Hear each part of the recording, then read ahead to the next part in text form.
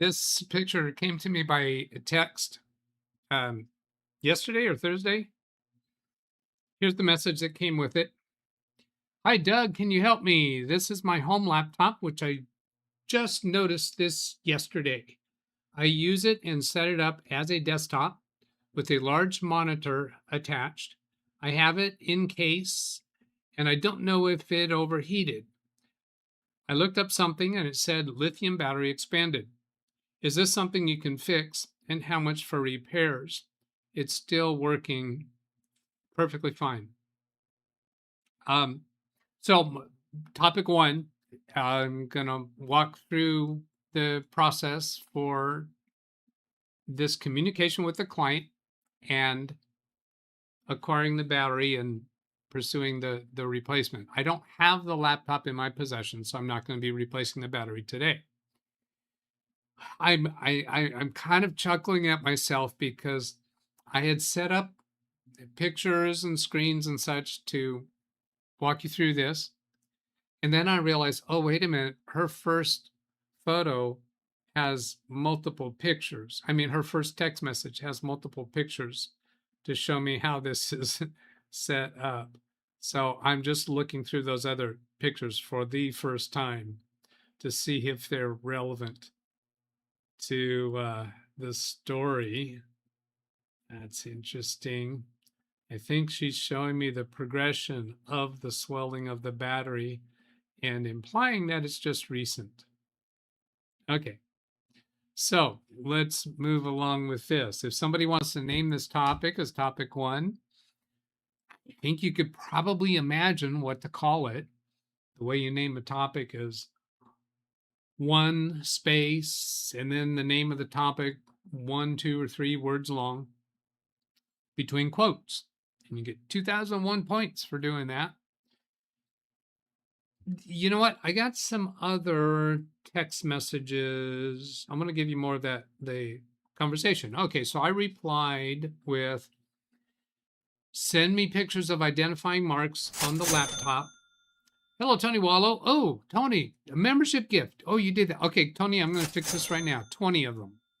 You did a membership gift a few weeks ago, and I neglected the points for you, so I'm going to get that taken care of right now. And there's a whole bunch of people that are being awarded those gifts. Oh my gosh. So here, let's come over to this and let's see. How do I have, that doesn't show up on any of these named topics. So I'll go here. That should be everything. Oh, but that doesn't even show up when it doesn't show up in the regular chat. Okay, so I'll do this in another way. Tony, I apologize for missing your membership gifting a few weeks ago.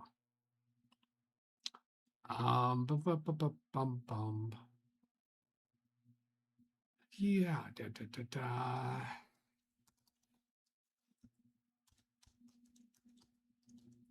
Okay, and I'm just going to throw a bunch of points on there for you so that I can get back to the topic at hand. Let's see, Tony Wallow, can I do it from there? Tony, I need you to put a regular message in chat, please. There just isn't a way to do this. I don't see any regular messages from you in chat. Yeah, could you do that for me, Tony? There he is. Thank you. All right, so I'll get this done real quick and then we'll get back on topic. Move to bottom, highlight current location, and then move up a couple. There it is. There. Okay. There's, let's see, he did 20, so that is 2000. But I'm going to throw on a couple more. I'm not sure which level, which number of gifts that you did a few weeks ago. Now let's do another one this way. I'm going to do this with an award prompt. That working? Yeah, there it is. Thank you, Tony. So there's another 4,000 on top of what I already did there. All right, we're good. And then I have to press this button to turn off the super chat alert. Okay, now back to the topic at hand.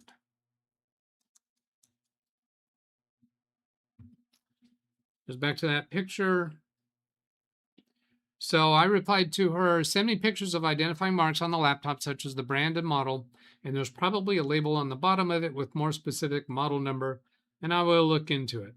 It is a swollen battery, which is a common issue with laptop computers. The cost for repairing varies a lot based upon what model you have. And this turns out to, I cannot believe how easy this one looks to be. She responds, okay, but I have to do that when I get home so I can find my laptop. Then she sends a couple of pictures that she took when she bought the laptop. And some other back and forth. Let's get down to here. Yeah, she sent me some screenshots that didn't have the serial number.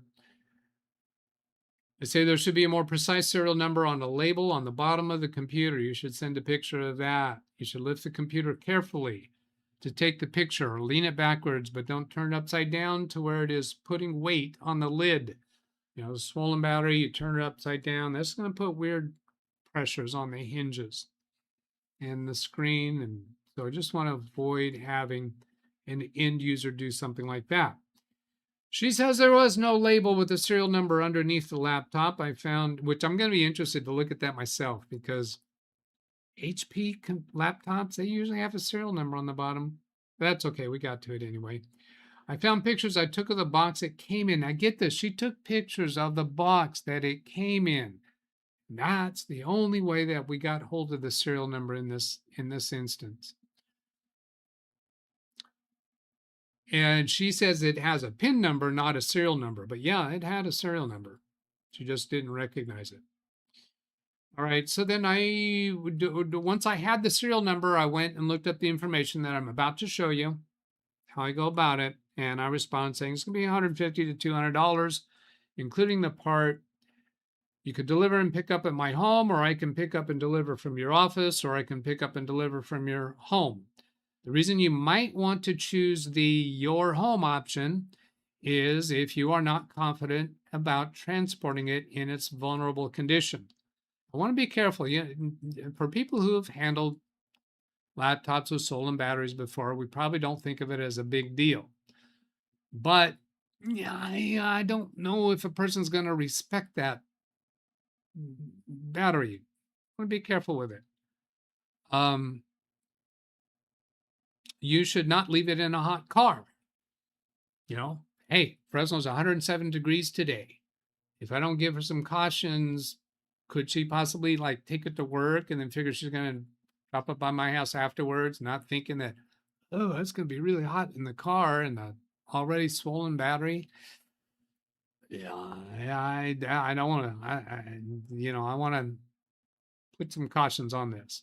It is possible that the fasteners for the bottom cover have been damaged. Plastic may be warped and it might not look quite right when reassembled, but usually it works out well, and I've done quite a lot of them, and I will need the power cord because sometimes they don't think to do that. Now, the reason why I think it's significant to read through this for you is managing expectations and setting the stage for what's going to happen. It helps a whole lot rather than returning a laptop after we're done with it and the front just won't click in place, so it just won't seal right. So giving some heads up about some things that you might have to accept. You put that out in front and there's just never any static over it afterwards at all. I also wanted to mention at the beginning here that when a employee at a client's office asks for help with their home computer, I just have, it's not, I don't know, is it a PTSD kind of thing? Have I had bad experiences with that in the past? there's just something in my nature that is anticipating that they're going to be expecting that I'm going to do this on the cheap for them. No, I don't.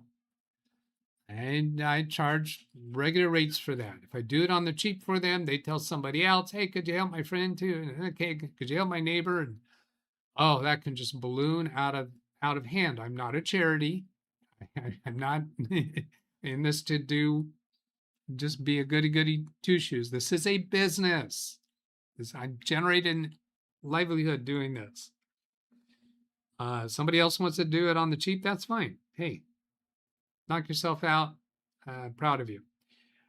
And I also have this tendency to expect that they're going to cough and squirm at the price, and that rarely happens. Sometimes it does, but they decide, and I'll give them alternatives. I'll say that there are computer shops you can take it to. It might take them a while to get to it. There may or may not. I don't know them. I can't recommend them because I don't know them. Your experience may be great with them. And I have had some people do that and come back and say they had a good experience or didn't. So that is a roll of the dice. Have I covered everything that I want to at this level? I think so. So we want to get on to the process. It was pretty clean process to figure out what this is going to be like. I did not quote that number until I looked up some information. I feel pretty safe at that number. So here is one of the things that she sent to me. Now, it was a little bit humorous in preparing for the show today. I wanted to have all these images ready, so I saved them from my phone to my iCloud, and I went and looked at my iCloud and couldn't find it. Well, where is it? Well, it was stored in my iCloud using the date of the photo, which was from when she bought it. So once I discovered when she bought it, I was able to go back in my iCloud to find it. So here we have the serial number. Easy to recognize there. SN, that's the serial number there. I have it pasted into my clipboard buffer right down here, and whoops, right down here and pinned, because we're going to go look at that on HP's website. All right, then is there anything else in here we care about? Part number is the part number for the computer. Nope, nothing there. Next picture. So this is where she said that she looked up, well, no, this isn't the swollen battery, but this is just some kind of Google search that she did. I don't know what search she did. Doesn't tell us a whole lot here because this isn't the specific her specific model. It's DW3XXX, which means any of the models that fit that. Tells us that it was Windows 10 or 11. It does tell us that it was 11 Gen Core i3, i5, or i7, but that's not specific enough to order a battery from.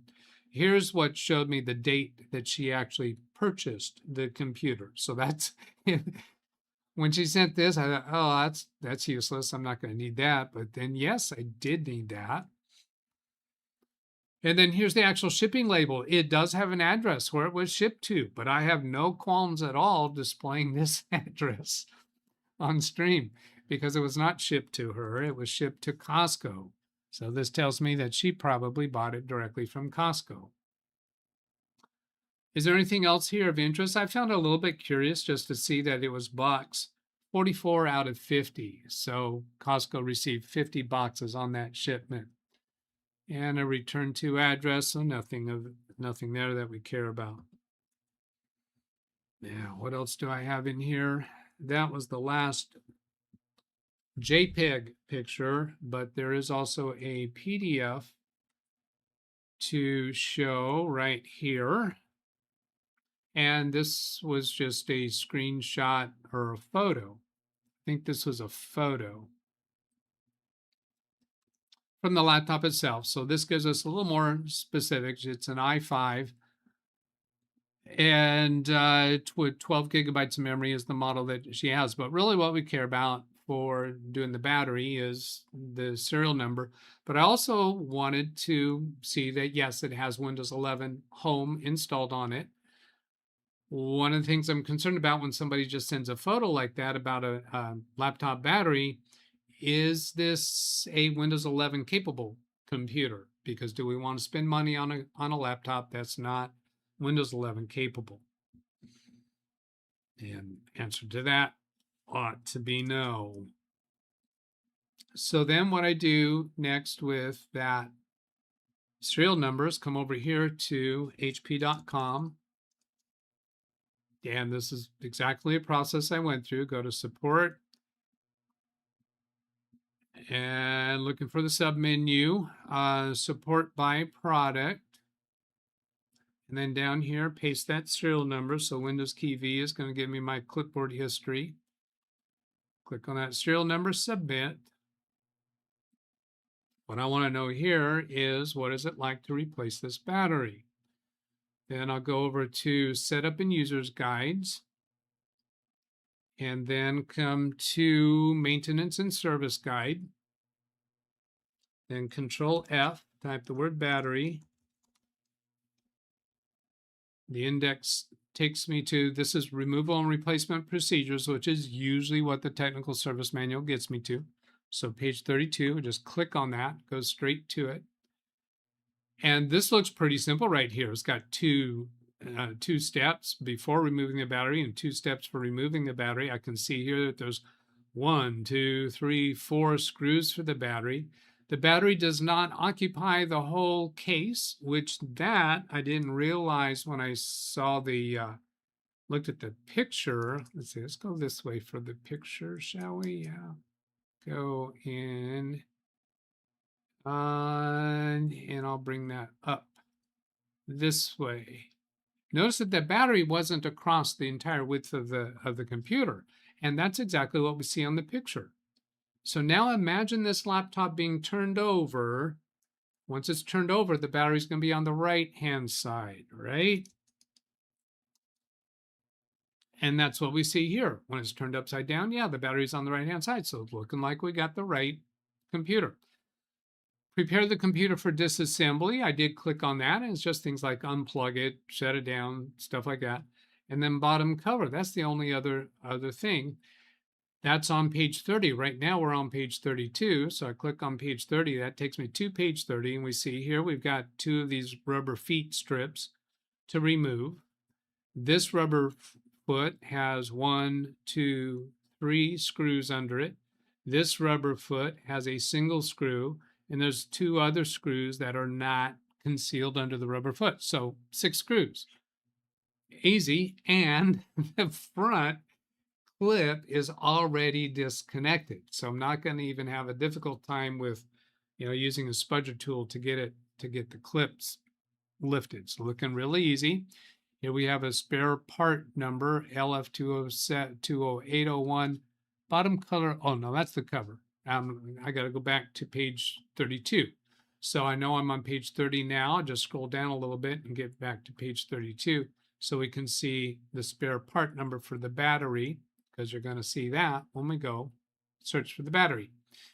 So searching for the battery, come over to Amazon, and I've already got this pasted into the search field. So it's just battery for, and then we put in the specific model of the battery, and that gives us a bunch of choices. Now notice these: delivery today, 5 p.m., tomorrow, today, today, today.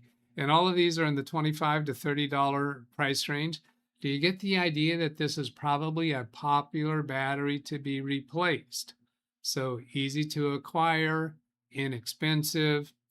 Now then what I do is we've got all these choices for the battery. So I scrunch it down like this and then do Shift Windows S, and I'll drag a selection across all of this, and I'm including the search term. just because I like to give that to the AI as well. And then let's see, did I do that in, yeah, I did that over here in AI Studio. So I can click into this. I'm going to just take that off screen and be sure there's nothing PII there.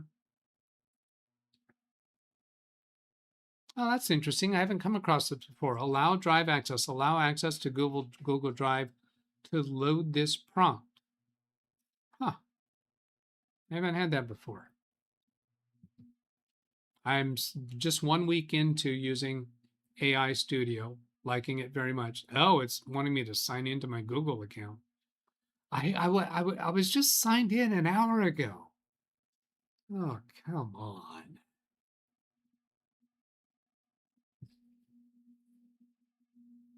Yeah, okay, here it comes. Here it comes. Yeah, so what I did is I pasted that image into, in this case, AI Studio. Any AI would be fine.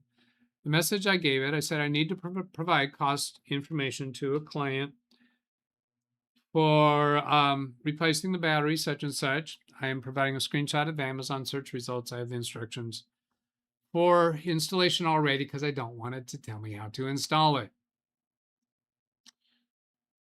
Gives me information here, and it evaluated all those choices, and it's giving me the 3 top choices out of that, giving me the summary information. So much easier than me looking through all of those and trying to pick it. Responding to a client here on text message. Hang on a moment. And then I'll give a thumbs up to that. Yep. That was her. Going to deliver the laptop to me this afternoon. Probably be showing you pictures next week of the actual replacement. So yeah, after finding out the instructions and the price, and I can get it quickly, I replied to her with that price, and she's, what was it? She said, yeah, can you send me your address so I can head over there and drop off the laptop? I said, well, wait a minute. I don't have the battery yet. It claims that it's going to come pretty quickly. I didn't tell her it was claiming that it was going to come yesterday because it was same day delivery.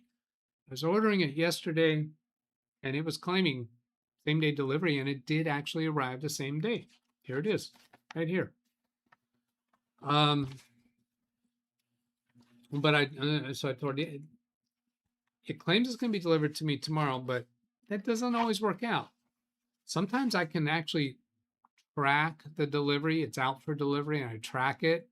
I can watch the truck going around and it never gets to me. It fails to get to me that day, doesn't get to me the next day, and then maybe a number of days later I find that they're canceling the order on their end with no explanation of what happened. So there it is. The mounting points look, is exactly what we were seeing in the pictures.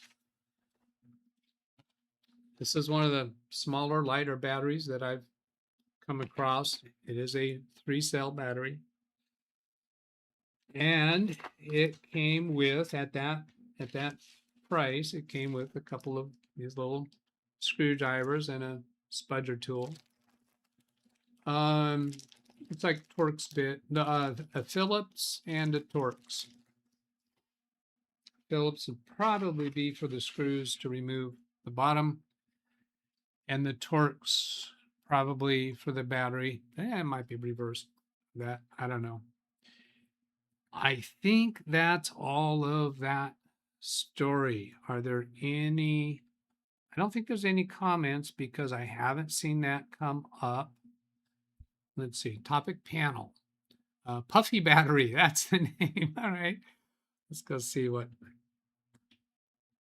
He named it Puffy Battery, and Selden tried to name it Laptop Battery, but he didn't get the credit for it because he wasn't first. You do not have to wait for me to invite you to name a topic. And the social, anytime you do something like hi Doug, hello Doug, something like that, the system will automatically pick that up and put it into social. So hello Bill, Williams' office.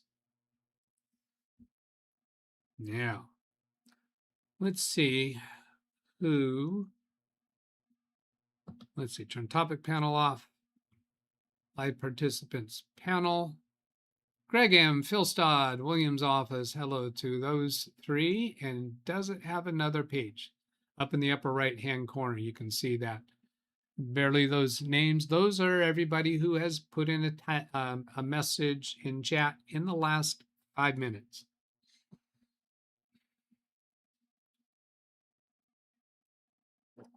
All right, next client story. And then I have some things that I have flagged in emails for topics. If you have a topic in chat that you want to discuss or bring up with me, we already have, let's see, just one topic. So you could do 2 space, and then whatever you tap after that, that's going to come to my attention. I am not reading chat, the general open chat message. That's for you guys to talk with each other. If you notice that somebody else has put a question into chat that you think I should address, you could just copy and paste, or you could tell me the timestamp of where their message is, and I'll go get it, because we're still in the training period for my new chat system. It's helping immensely on my side of the desk, which is the only side that matters as far as my channel being able to survive.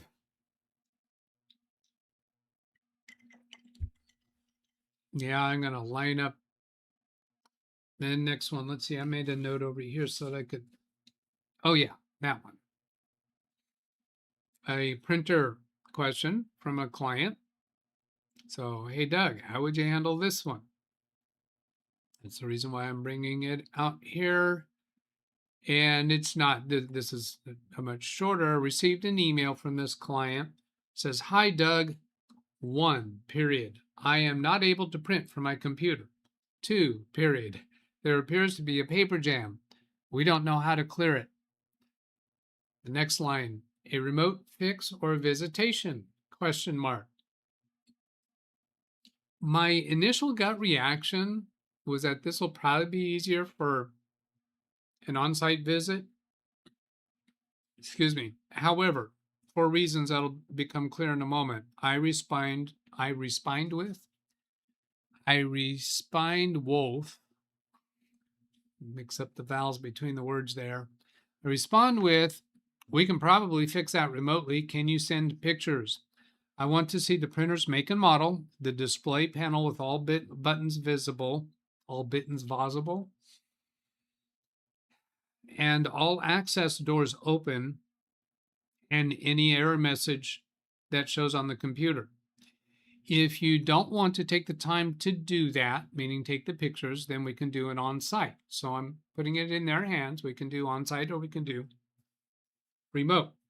The reason why I wound up deciding, you know what, I want to offer remote with him, because I think we probably can fix it remotely with exchange of pictures, maybe even a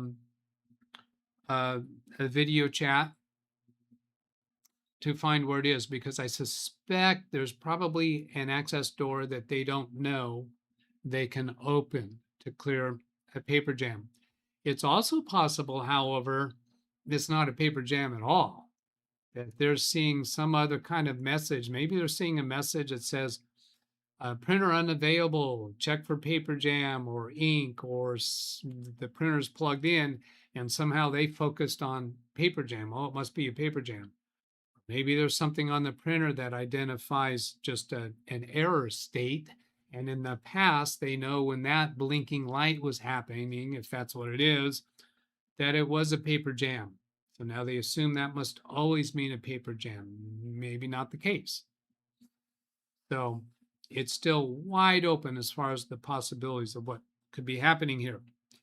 Now, another part of the reason why I wanted to offer remotely is because it is difficult sometimes to coordinate an on-site visit, because this is a home office, husband and wife, both working from home, and their schedules, their calendaring, their home life, they are often have temporary foster care of children that come from troubled environments.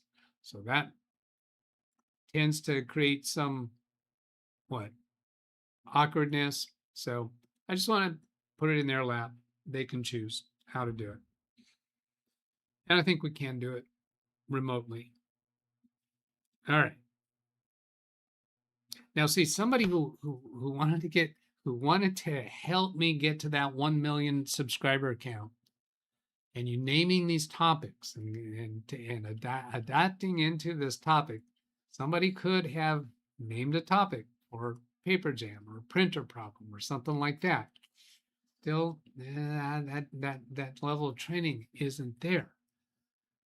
Doug, why do you think us naming topics can help you get to 1 million subscribers? Well, it's my channel, so I get to make the rules. So I have this rule that if you help me get this new chat system working, it will help get me to million dollars subscribers. That's my rule. So, of course, it's going to work because I'm allowed to make the rules on my channel. That's my rule. I promise you, we'll get to a million by 2098. Absolutely, no problem. Okay. Topic panel. There's, I didn't clear all the puffy battery messages. So I got to move down through those. I have emails to turn to next. And let's see, we'll clear it. Social as well. So in the upper right, you see 0 out of 2 and 0 out of 1, which reflects unread messages. All right. Next.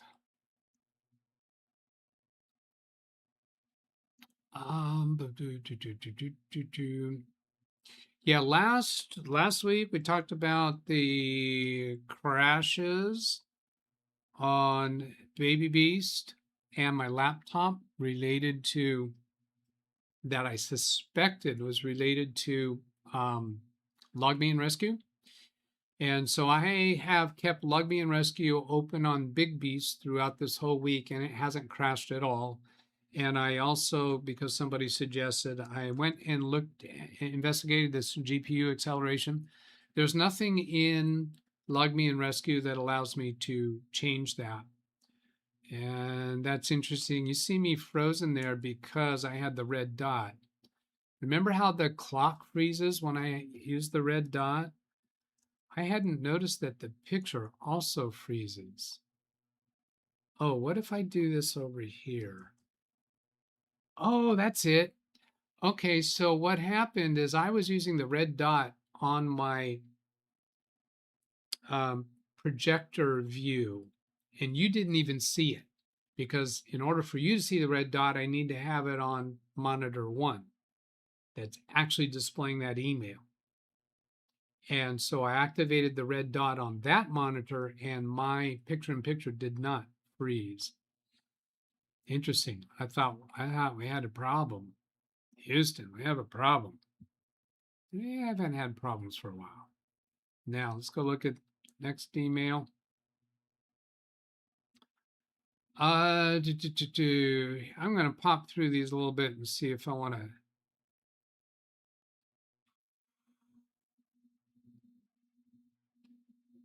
take these in a particular order. Oh, the client with the printer issue, they responded saying, we will attempt to send the photos.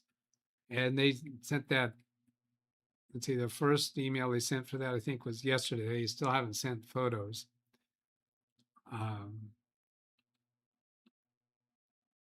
So, and I'm going to check and see. Yeah, another thing I need to do as far as making chat work better for me, are you kidding me? Is have a way to search to see if a particular individual is in chat. Yes, Greg M is in chat. Of course, he already named the topic.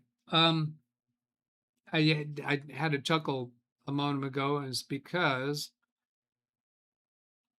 this sign in for Google. Look over here. I'm not signed in to YouTube right now. I just signed into YouTube on OBS, but not on the YouTube show. I'm going to try refreshing and see if it'll recognize my sign in that I did on OBS. Yes, it did. Okay. Ay, caramba. What can you do? Yeah, so Greg M sent a follow-up last week in regards to Google AI Studio. And I think Greg, I think some of this is misinformation from Gemini.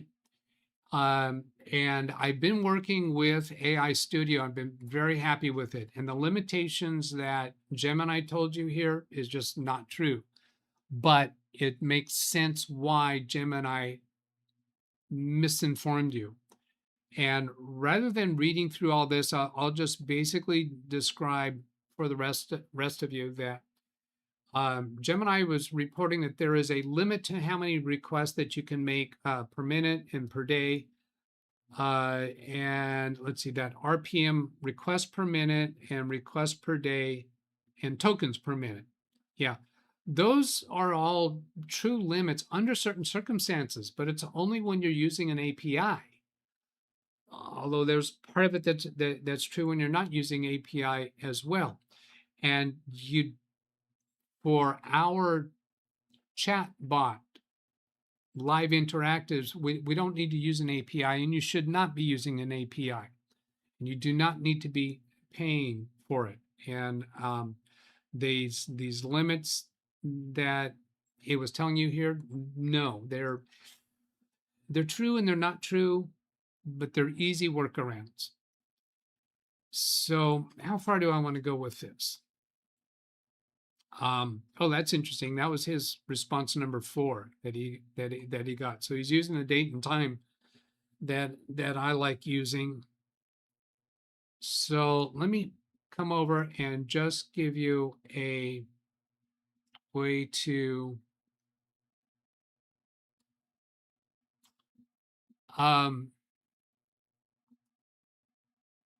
see the main parts about this. Yeah, okay, so here, how AI models and tokens work. Now, I learned some things about the AI chats that really cleared some mysteries for me. And over here on Gemini Flash in the upper right corner, we're going to see down here on the Gemini 3.1 Pro preview, input $2, output $12. This does not exist in the way that I want to use AI Studio. And here's the clue for it, that pop-up bubble. API processing per 1 million tokens, usage in AI Studio UI, user interface, is free of charge when no API key is selected. So my use of it, I've been very intensive with my use of it this week, and it's been completely free. The only time I ran up against a limit was a couple of occasions when using the Pro Preview. I came up to a limit that claimed to be a daily token limit, and it gave me a message saying that it would reset the next day, but that turned out to not be true. It actually reset within a few minutes. And I know that simply because I tried the process again and I did not run into that limit. But the easy solution is that for most of what I do not need Pro. So when I come across that limit in the same chat, I can simply change to Gemini 3.5 Flash because it has a much higher number of prompts per day, which is so high I'll never get. I think Gemini Pro is 50 prompts per day, is what it claimed. And Gemini Flash was 1,000 prompts per day, which I will never get to. I went through some investigation about how the AI interfaces work and was very interested because I've been frustrated about tokens. They talk about tokens and what happens when you exceed your amount of tokens, but won't tell us how many tokens you're using. But AI Studio does show that. Now, up here at the top, I see that it's struggling to show me how many tokens I'm going to use. See, when I float my mouse over this, it shows input tokens for this chat and output tokens for this chat and total tokens. And cost estimation, it actually shows dollar amounts here, but because I don't have an API key, there is no cost. That's only when you're, see the asterisk up here? This is an estimated cost if you make the same request via API, not using API. What is API? Where would you use it? Well, that would be if you are creating apps. If you're creating an app that's going to be used in Windows or maybe on a mobile device, and that app is going to make use of AI when the user is using that app, then that's where your costs are going to come in. Not by using AI Studio as a chat interface. Now this, let's see, I think what I'm going to do is move on to a different. Let's try refresh the page, see if that'll get it. Refresh the page. Has anybody, no, nobody's named a topic for this. Fighting an uphill battle, Doug. Let's try refreshing here. I just did that, didn't I? Why is that struggling there? Now you can change the model that you're using through any session. Now if I change over here to Pro, is that going to give me the tokens? Huh.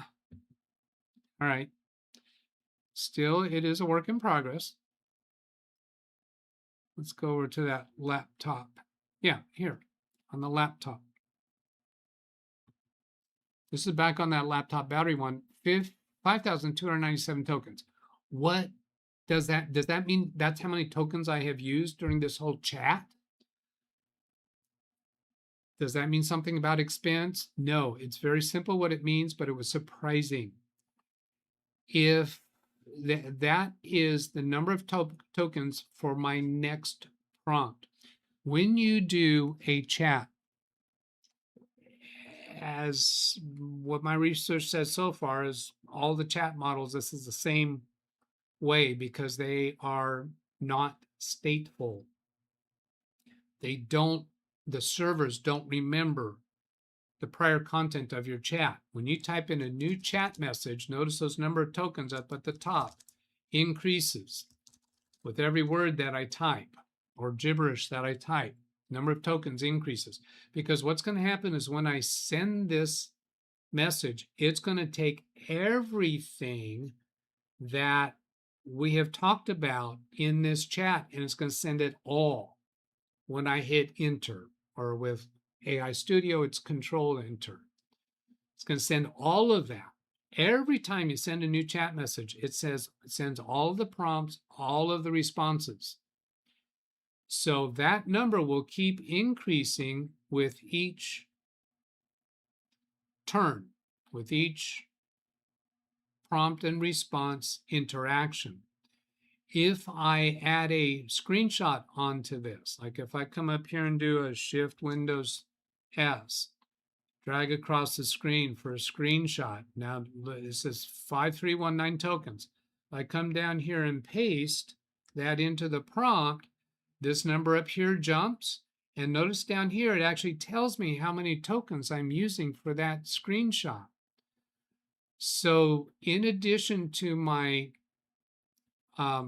response counter that I like to use and the date and time, I can also tell when I might bump up against a problem in a session based upon how many tokens are being used with every chat message I send. Now, it's not the case that there's a budget of 100,000 tokens, and every time I send a message, I have depleted that budget. No, that's not what it's doing. The size of the context is 100,000 tokens. I think that's the number. It varies depending upon which AI model that I'm using. So I can switch models midstream. When I send a chat message, it includes in that send everything that has been done so far in that chat, and that is measured against that 100,000 budget for that prompt. Then the next prompt, I've got another fresh 100,000 tokens that I can use. So if I get to the point where this number is getting up to the 100,000, then I'm likely going to come up against a problem. Now I can go to another chat and boom, I got a new chat. I got 100,000 tokens available. Now there is also number of requests per day, but that goes across your account. As I understand, when I'm using Gemini Pro, yes, it's complicated. My teenage daughter used to say to me when I asked why her friend hasn't been around for a while,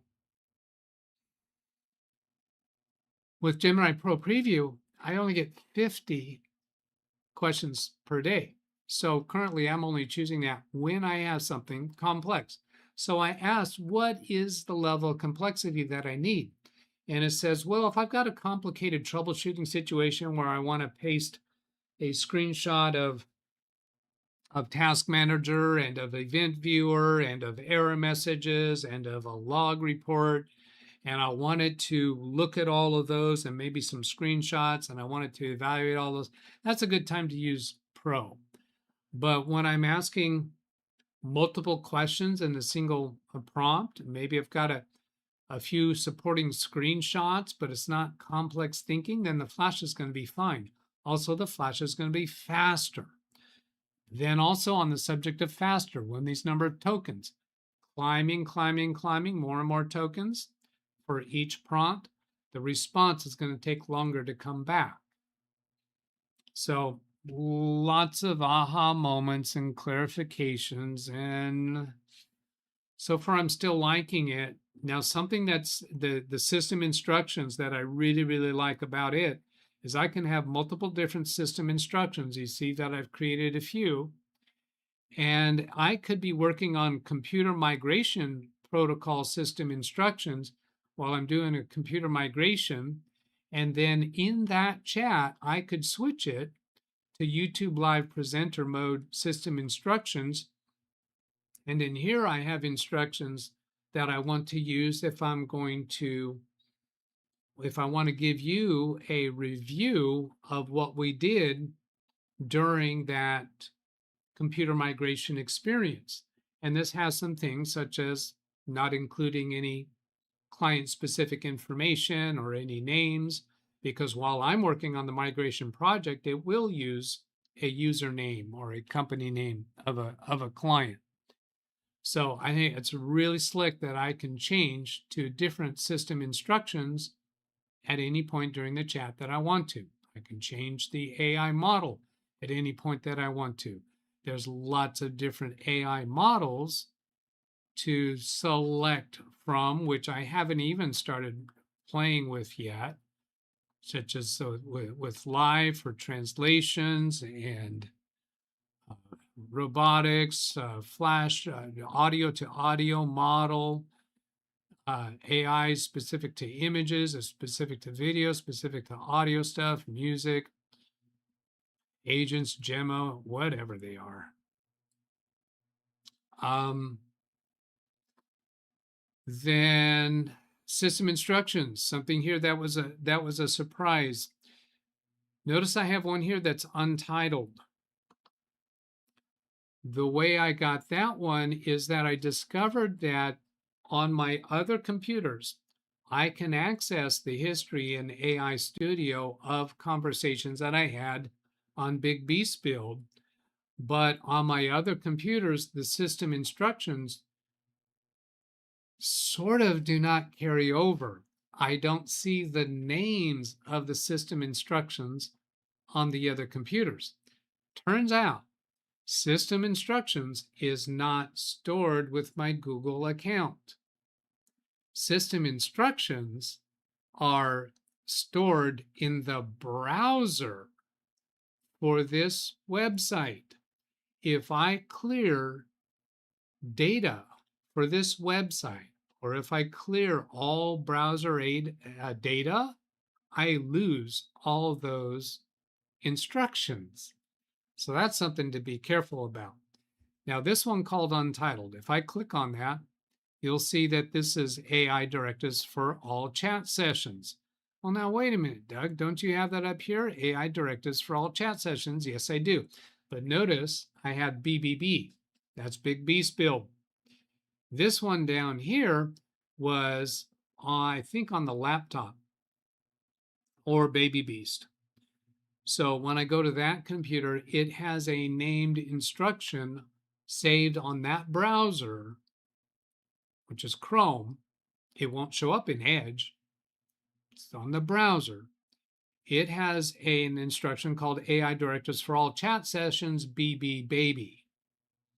But when I look at a chat on Big Beast Build that was last used on Baby Beast, it's going to show this untitled system instructions, at which point I can just switch it, if I choose, to the system instructions for Big Beast Build.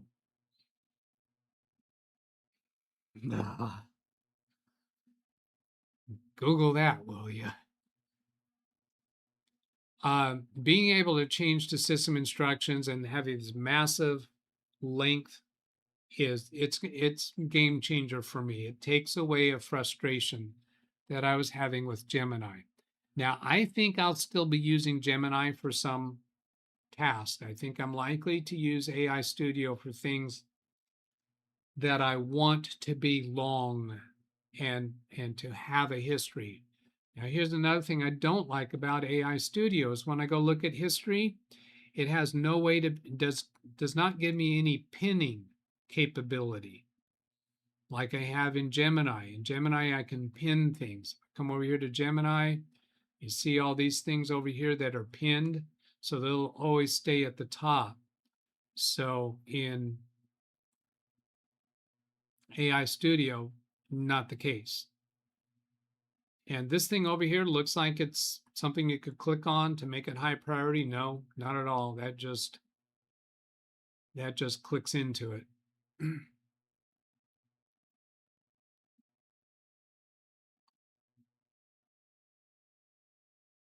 Oh, let's see. Did that say created by you, by you, by you? And I had used AI Studio long time ago. You see, they're almost a year ago. I have a lot of stuff that is still in there, and I aborted using it. And I have no idea why.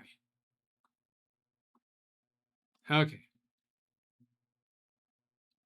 Is that all I wanted to cover at that point?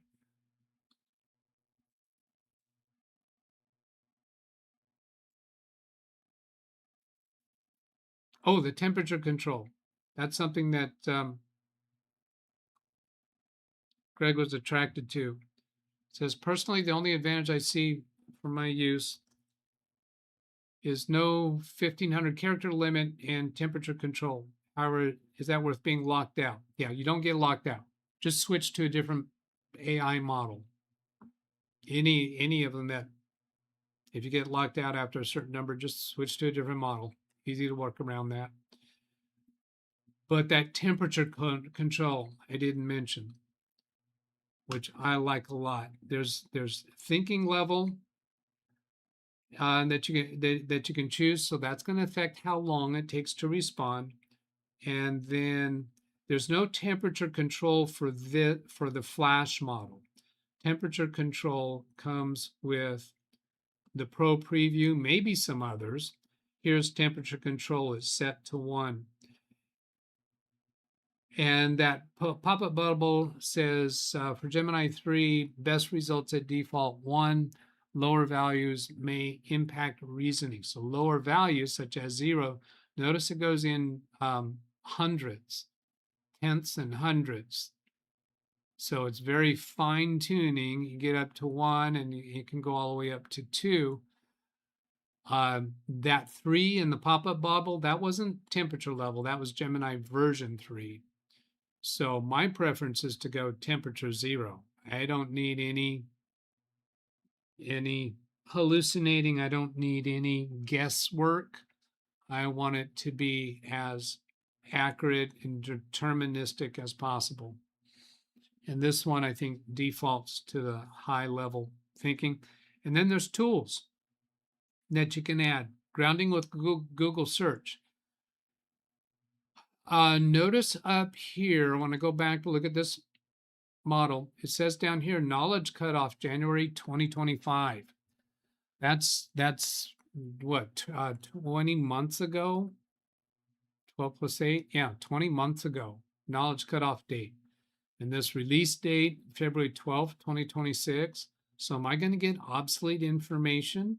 No, if in some cases, if I suspect there might be more relevant information out there after the knowledge cutoff date, then I need to have the skills with using an AI to ask it to search the web.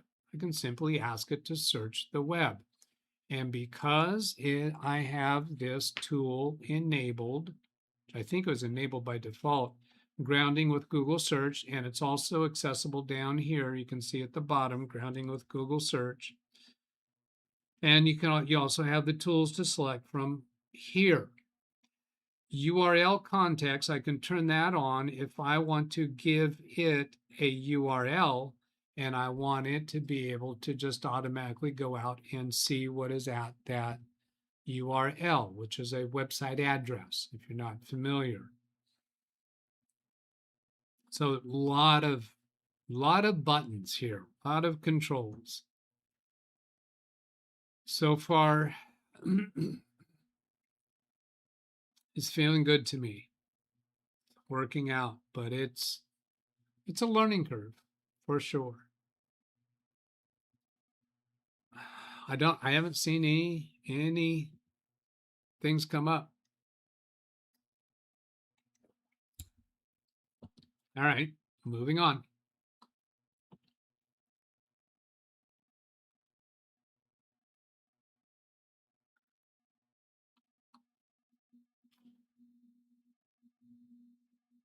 All right, here is just another scam. This one's pretty quick and easy, just showing another example.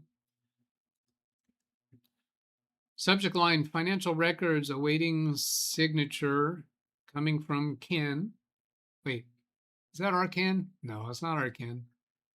bmac.co.uk. That's an immediate, should be immediate flag to everybody here.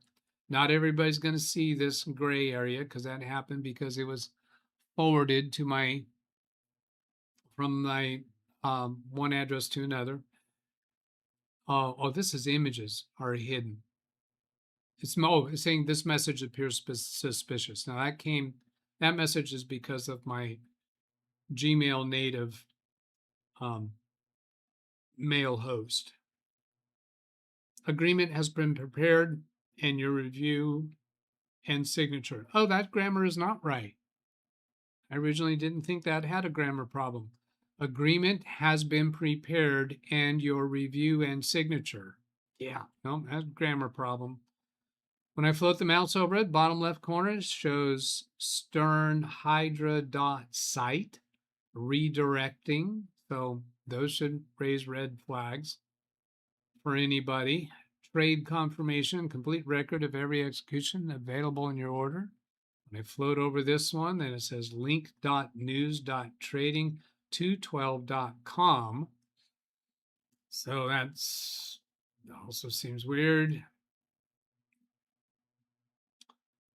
Just scanning over, not going to read it all out loud, but they kind of did a copy and paste here that looks kind of sort of legit. Yeah, don't be clicking anything in something like that. And it came from Ken to Ken. I received it because I was on the blind carbon copy line. From here, I can't even tell what address they sent it to. If I want to know what address they sent it to, then I can come over, I think it's on the 3-dot menu here, and then show original. And Gmail gives us a nice summary up at the top. So it passed SPF, but it failed DMARC. Sent to Ken Lawrence. Created at, oh, this doesn't even show the blind carbon copy line. So I'm going to do a Control F and type Doug. It occurs 5 times. Delivered to Doug at DougBetts. And this piece out here, DougBetts.com, forward encrypted, Doug at DougBetts.com. So they sent it to my primary long-term address. Click through these. Nothing here actually identifies that it came to me by virtue of blind carbon copy. Oh, I see the word Doug appears twice in some of those. So that's all 5 of them visible on the screen right now. I didn't investigate this any further. I didn't go try to look up their domain name. That's enough.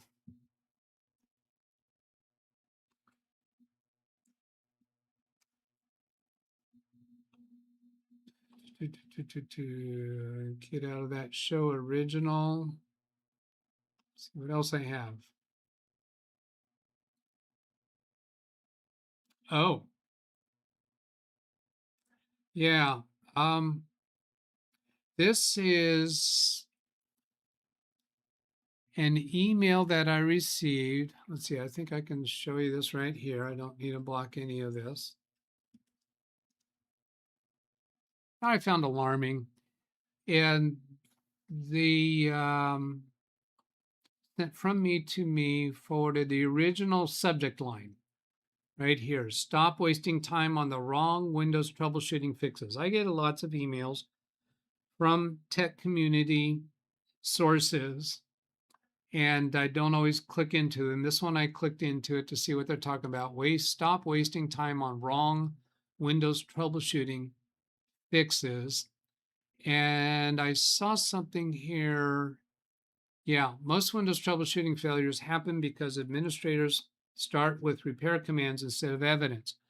Running system file checker or DISM or Windows Update reset before identifying the failing subsystem wastes time, destroys diagnostic, often leaves the root cause unresolved. I clicked into this because I thought they might have something of interest here, so I want to go read it, and I was very disappointed in what I found. So it's this article here. So I'm going to go click into that, and yeah, the advertising blocker prevented the following page from loading. I'm going to go ahead into it. uBlock Origin. uBlock Origin. Yeah, that's what's critical Windows troubleshooting tools. Stop wasting time on the wrong fixes. What I want to bring this to the show because I want to point out, just because it's published on a website doesn't mean you should accept it as accurate. This guide focuses on when admins should use Windows troubleshooting tools like Event Viewer, Reliability Monitor, System File Checker, SFC DISM.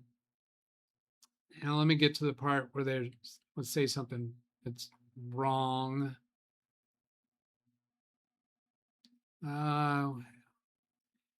Whereabouts was it?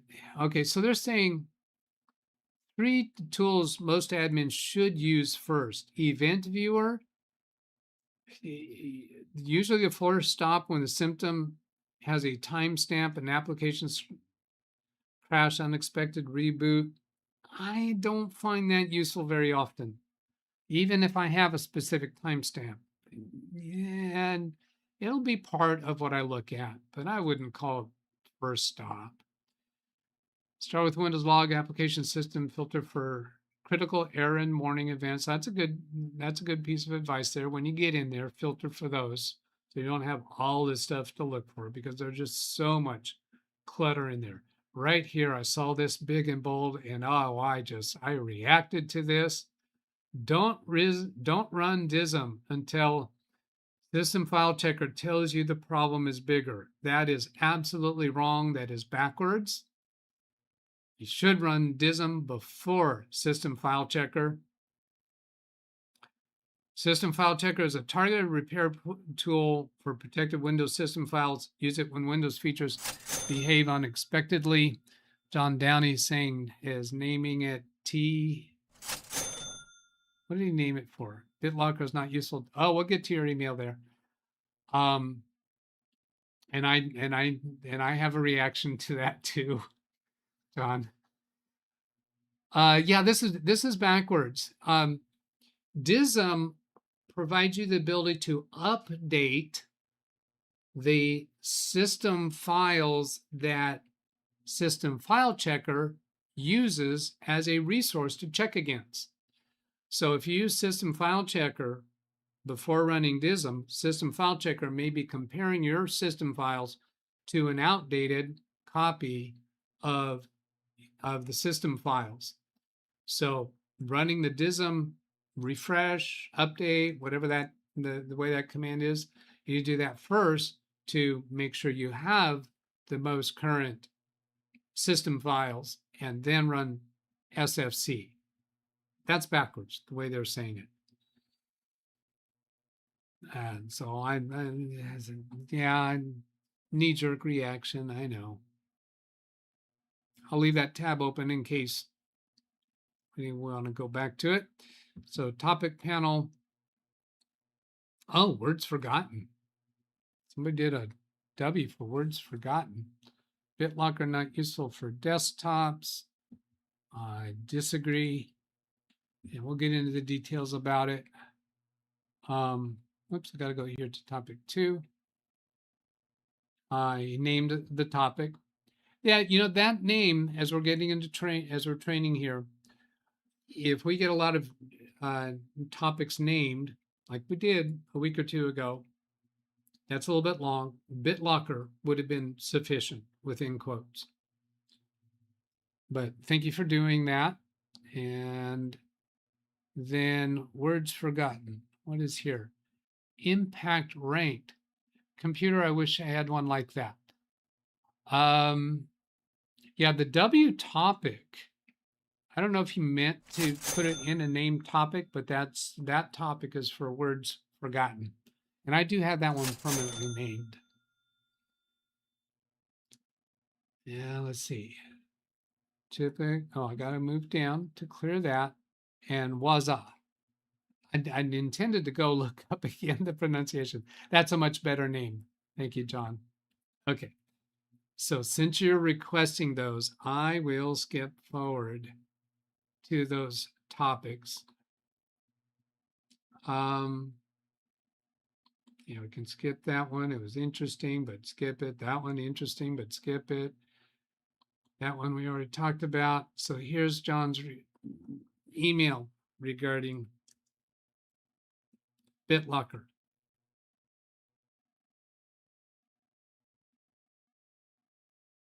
Oops, I need to let's clear that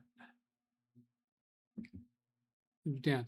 I wonder if impacted ranked, are you, now you can respond to this with an exclamation mark Y or exclamation mark N. Are you referring to Big Beast Build, my computer back here? That's that box right there contains, if you didn't know this already, contains two computers, two motherboards. And the Big Beast motherboard and the Baby Beast motherboard that's down here in this little quadrant, and two power supplies. Both of those computers have multiple drives. Big Beast Build currently has 128 gigabytes of RAM because I took half of it out. Used to have 256 gigabytes of RAM. All right, enough on that. Let's get on to John's topic. One of John's two topics. With regards to BitLocker, let's see, let me check on something else here before I go into that. His subject line just said BitLocker, show topic. Oh, there's nothing there exposed. Yeah, so subject line up here, BitLocker show topic. It says, hi, Doug. With regards to BitLocker, BitLocker has limited practical view for everyday users. Yes, I agree with that. Limited practical value, yes. It primarily, in fact, the word practical, does it actually enhance your utilization of a computer? Not at all.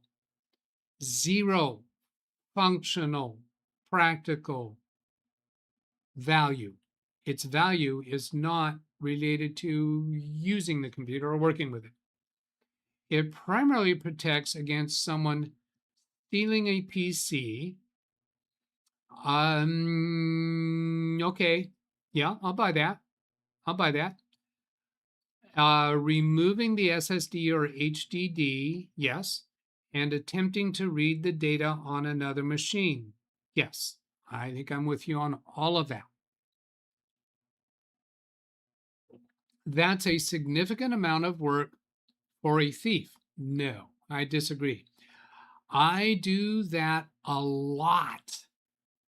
I take drives out of a computer and will access it from another computer. It's easy. It's not a lot of work. Not at all. If somebody steals a computer, that's the significant amount of work. Now, maybe that's what he's referring to. Significant amount of work for a thief. The work, it's harder. It's more difficult to break in and steal the computer. Now, it's not hard to pick up the computer if you leave it sitting on a table at a fast food place while you go up to grab some napkins. You think, oh, I'm just away for a few seconds. Yeah, that's not a significant amount of work. Taking a hard drive or SSD, whatever, out of a computer, accessing on another computer, that is super easy. While this might make sense for a laptop that you travel with, it's more important for laptops that you travel with than laptops that you don't travel with or than desktop computers. The likelihood of someone stealing a desktop from a home office is extremely low. I got to take issue with that because I've had it happen to two clients and I've had it happen to me. Okay? Home invasion robbery. They came into my house, stole my computer and my cell phone while I was upstairs sleeping. They stole some other stuff as well. I've had it happen to me. And two of my clients, I've had it happen to at their offices. So I don't buy that extremely low. Not my experience. And if a desktop is stolen, the owner has much bigger problems than data recovery. Yeah, I'll take issue with that too. If a desktop is stolen, the owner has much bigger problems than data recovery. Let's see. Let me think of that. Now, and it's not my intention to just pick bones here, but it's an important conversation. It's an important subject to decide where you are at and what your circumstances are. So that's why I wanted to. And thank you, John. Thank you for bringing up the subject. The owner has much bigger problems. So I'm thinking back my experiences with stolen computers. When my laptop was stolen, it was the first week that I moved into this house. And I was in transition. I was in a transition period regarding how I do backups. So I lost some content that was not backed up. At that point, I was not using QuickBooks Online. Therefore, I had my QuickBooks file that was on that computer that had not been copied to my other computers for a period of time. So everything that had not been copied, because that's what I was doing in those days, I was using multiple computers, and I would copy that company file between the computers. But because I was in a transition period, I didn't have my systems down. It was very painful. But it was, my data recovery was my big pain. It took me months. I had to reconstruct time slips from a few sources that I did have to figure out what I need to charge for. Very, very painful time. And outside of that, there wasn't much bigger problems to deal with. That was absolutely my biggest problem. Now let's go on. In most cases, PCs already require a password to log in, which prevents a thief from accessing your data directly. That's absolutely wrong. Absolutely wrong. I have routinely taken drives out of computers, attach them to another computer. The computer has a password. I attach it to let's say they're even signing in with a Microsoft account. I can take that drive out, attach it to my computer, and I can access all the files on that computer with no credentials, no password. So this one, I'm sorry, you're completely wrong about. PCs already require passwords in most cases. PCs already require a password to log in, so he's assuming somebody has set a password up on it. If that is a local account password or a Microsoft account password, irrelevant. Either of those, all day long, I can pull that drive out, connect it to another computer, access all the files in that computer from all the user accounts that are on that computer. So yeah, that piece you're wrong about. Try it, test it. I've done it a lot. Even beyond that, it still takes considerable effort for a thief to remove the drive, locate your files. No, it's easy. You just go to the user folder and then the profile folders and documents. Super easy. And extract anything meaningful. I can get meaningful content all day long. I can copy out their outlook.pst file or outlook.ost file and access that on another computer. However, I do understand that IT standards and regulations require whole disk encryption. The only environments that I've come across that require, where there are regulations that require it, is in the case of FINRA and HIPAA organizations that fall under that security requirement, and then when they have cybersecurity insurance. And even cybersecurity insurance, I still have not come across a requirement on cybersecurity insurance to have encrypted drives. So I don't see that is standardized yet. Now, as I was thinking this through, because John brought the subject up again, I went and checked on my computers. Hey, Doug, what is your state of affairs? Because I wasn't sure. I do things and I forget. In both Big Beast and Baby Beast, I recently installed new drives and rebuilt the C drives. Well, I say recently, within the last couple of years.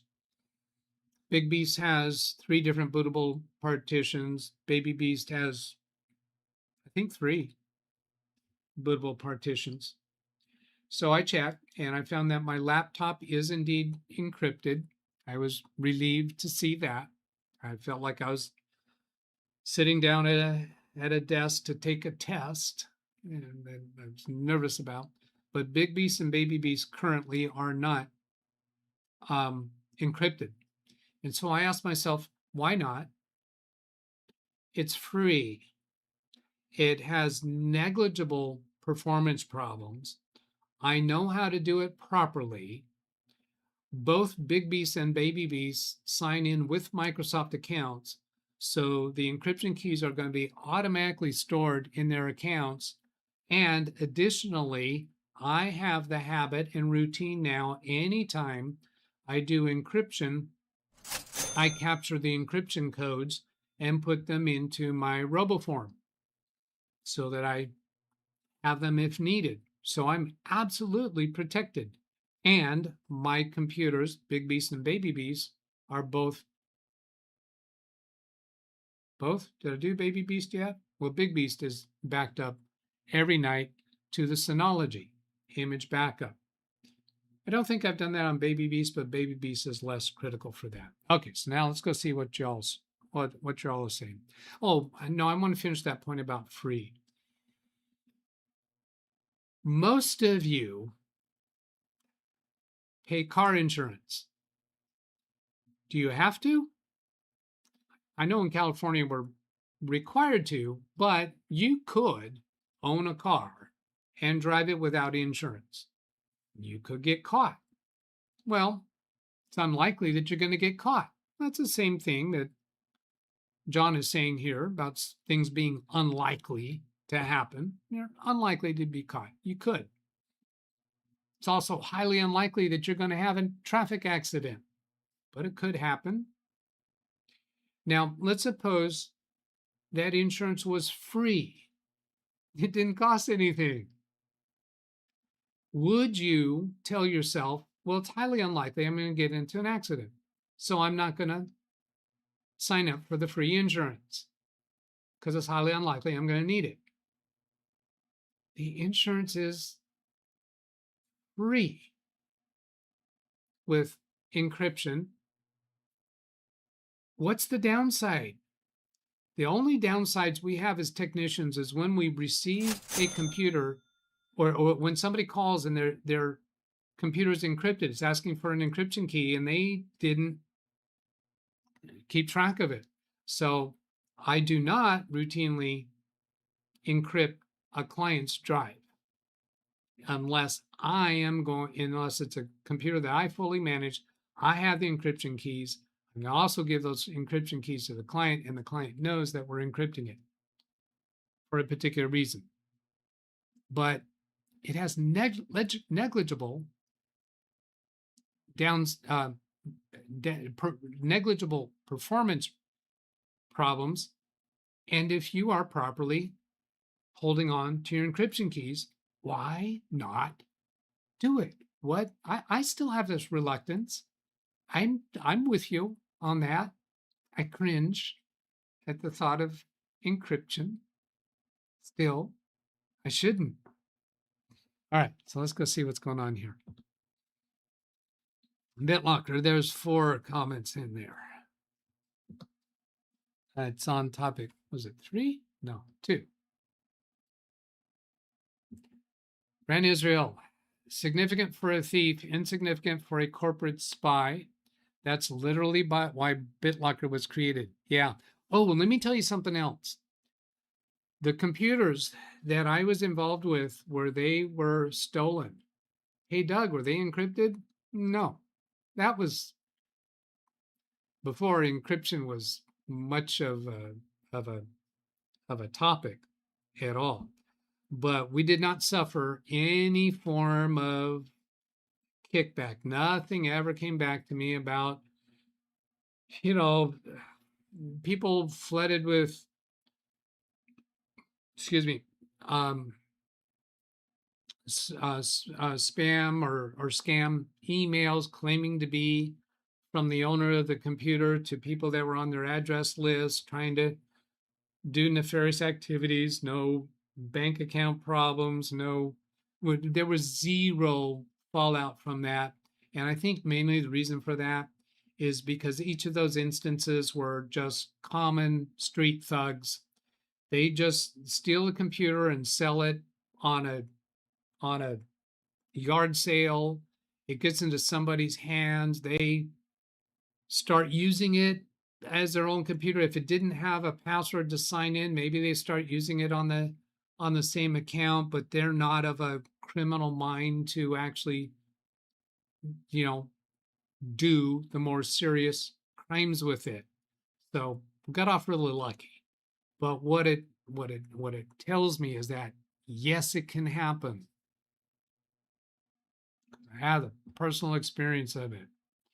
Now, significant for a thief, insignificant for a corporate spy.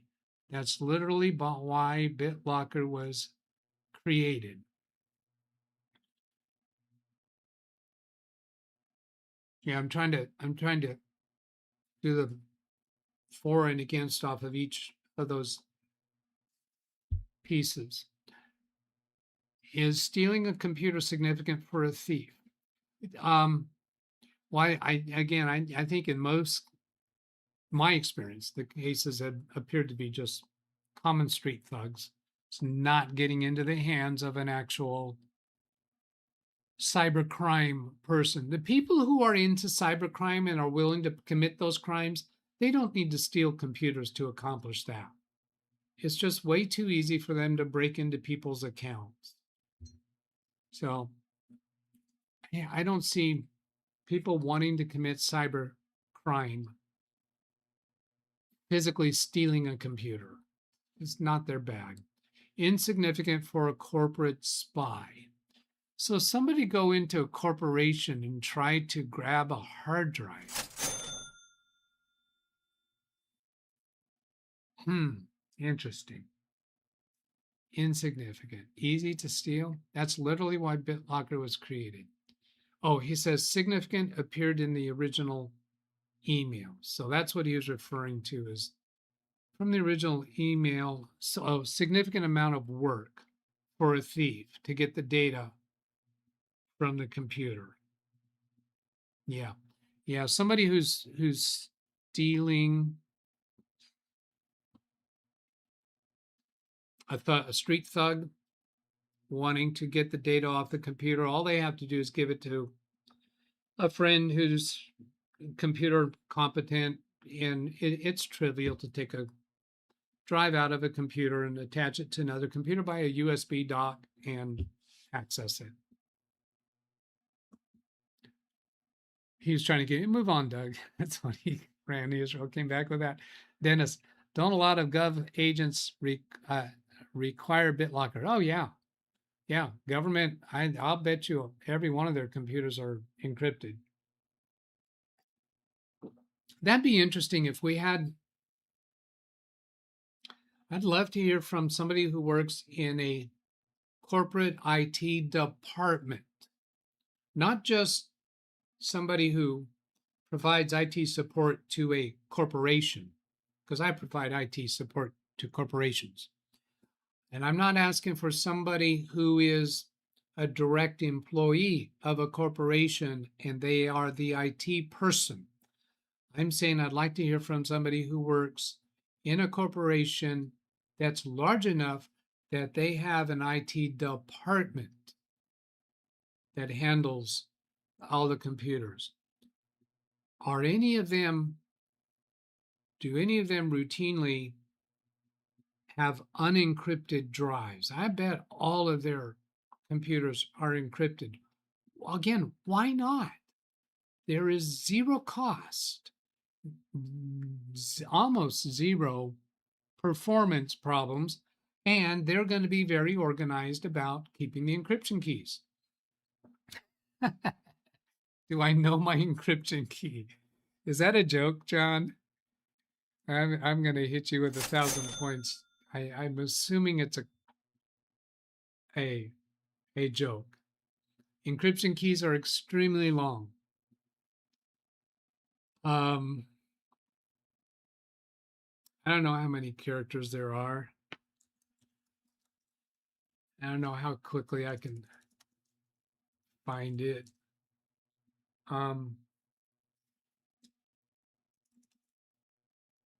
Yeah, let's not go down that road. It's very long. No, you don't. Nobody memorizes an encryption key.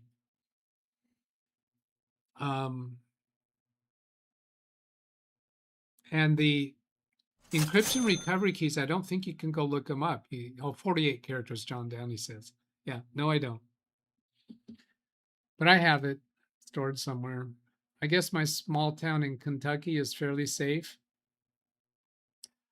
The likelihood that you have anybody that would go to the extent of physically stealing a computer and then trying to commit cybercrime from that, yeah, unlikely. However, living in a small town in Kentucky does not protect you at all against cybercrime, somebody trying to access your accounts and messing with those. So that means you need two-factor authentication. I prefer the authentication apps rather than text message authentication, because they're making it easy, they're finding easier and easier ways for the criminals to spoof your phone. What's the right word there? I don't remember. To do text, two-factor. I freeze my credit. Everybody should sign on to the credit bureaus and freeze your credit. That prevents somebody from opening credit in your name.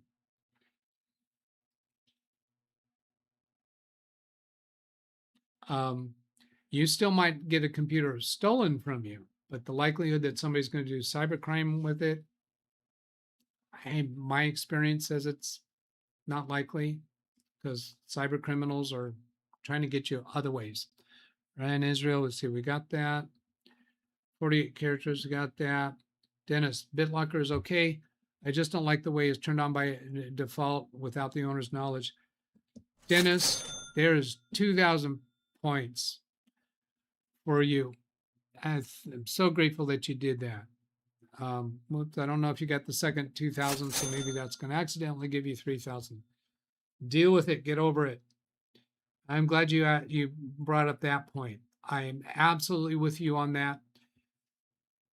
Still is the case today. If you buy a computer, a major brand name computer from a store, now I say today, it's been a while since I have had occasion to see it, but those computers will come with BitLocker partially enabled.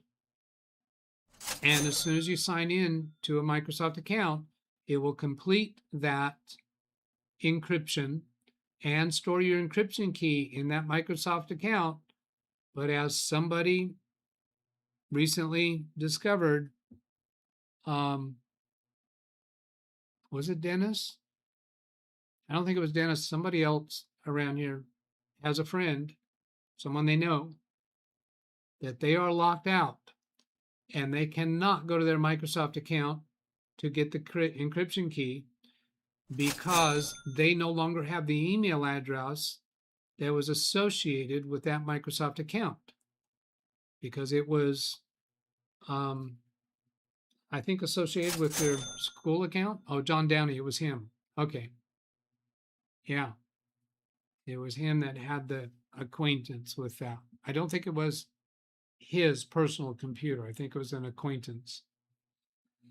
Exclamation mark Y, if I'm right about that, John. It wasn't you personally, it was some contact of yours. Yeah. So, yeah, very much don't like that.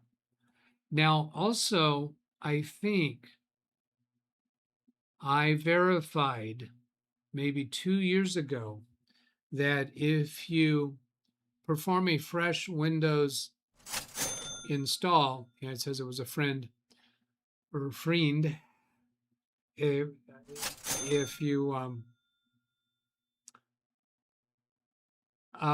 do a fresh install with Windows installation media without using, that tool that I always forget the name of that customizes it. If you get a fresh default Windows 11 install, I believe you'll find that BitLocker is also partially enabled. Because that's one of the things that tool that people use to make their Windows installation media with, that's one of the things that it does, turns that off.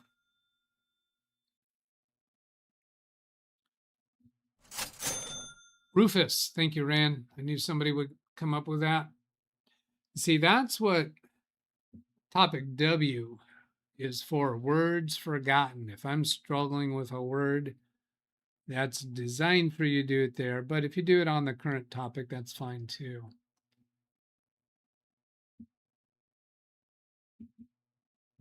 This is a much easier two-way conversation when it shows me on screen. I don't always shows me your beginning of your message on screen as soon as you send it regarding a topic that we're talking about, so that I don't see it 10 minutes later and have no idea what you're referring to.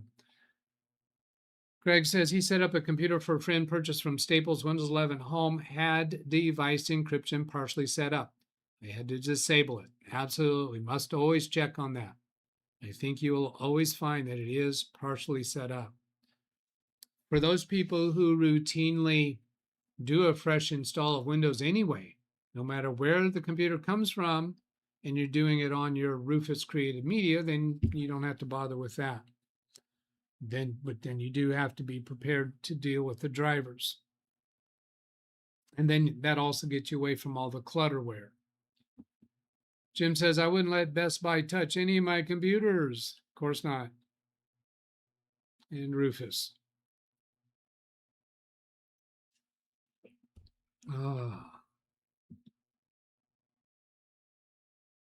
Let's see, one more comment on puffy battery topic. Tony Wallow with a test. Network Tony. You know what, Tony? I'm just going to give you another 500 points just for somehow you wanted to understand how that system works. And I encourage that.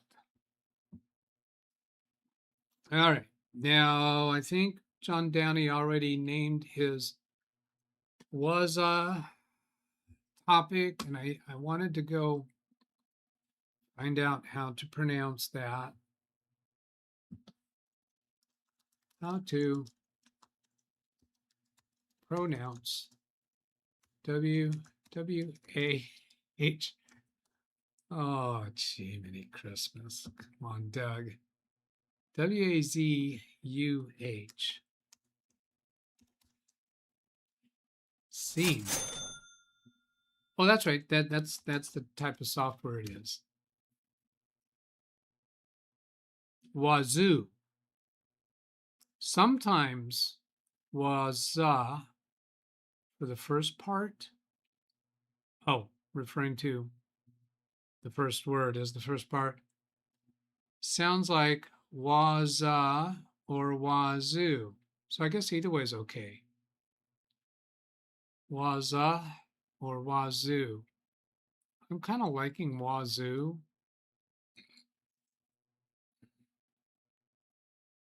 The word looks like waza better. All right. So John also sent an email about wazoo. So let's go show you what he has to say about that.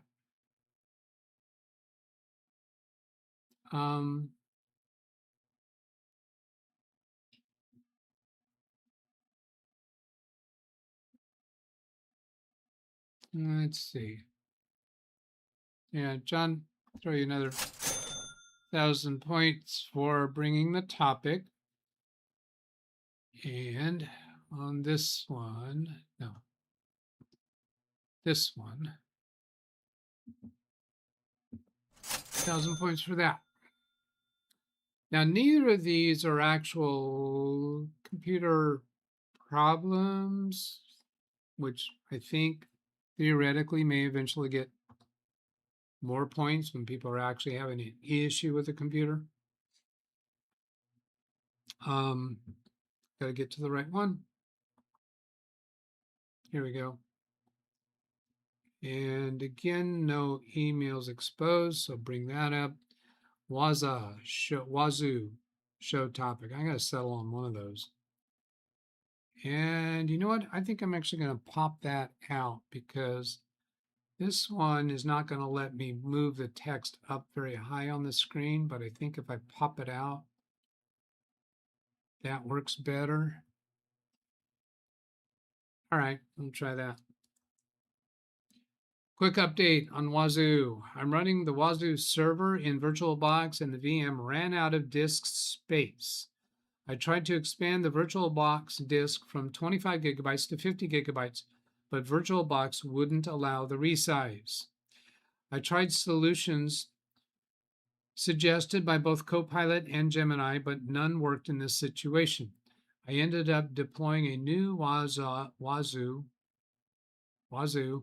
VirtualBox installation, and everything is now running normally. And so then he moves on to a different subject. So I've only tinkered a little bit with virtual computers, and I don't know what the suggestions were from Copilot and Gemini. I suppose really what I'm going to leave this with is if anybody more experienced with VirtualBox has some input regarding that, under what circumstances that issue would happen and what else you could do rather than having to deploy a new VirtualBox installation. VirtualBox, any virtual computer is going to be using memory for that virtual computer. And that virtual computer configuration would be stored in a file on your drive. So in order to increase the space, perhaps there needs to be contiguous space available on the drive that you're storing it on. And that's one place where my mind goes. Another place my mind goes is as far as the RAM memory. I don't think there's anything about RAM memory that needs to be sequential. So yeah, I have to plead that I don't know. And since he's already done the AI route and I don't have that information, I'm not going to risk redoing what he's already done. Then, if you want to scan your PC for malware, no, I don't. Try the I think that's Open Threat Exchange is the name of it. This site is used by cybersecurity professionals, and Scan Endpoints has links to scan your PC.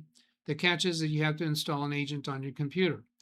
Now, I think that product for a computer consultant, computer support person, is once you've installed that agent, I think you have the ability to remotely scan that computer and remotely check on the reports for it.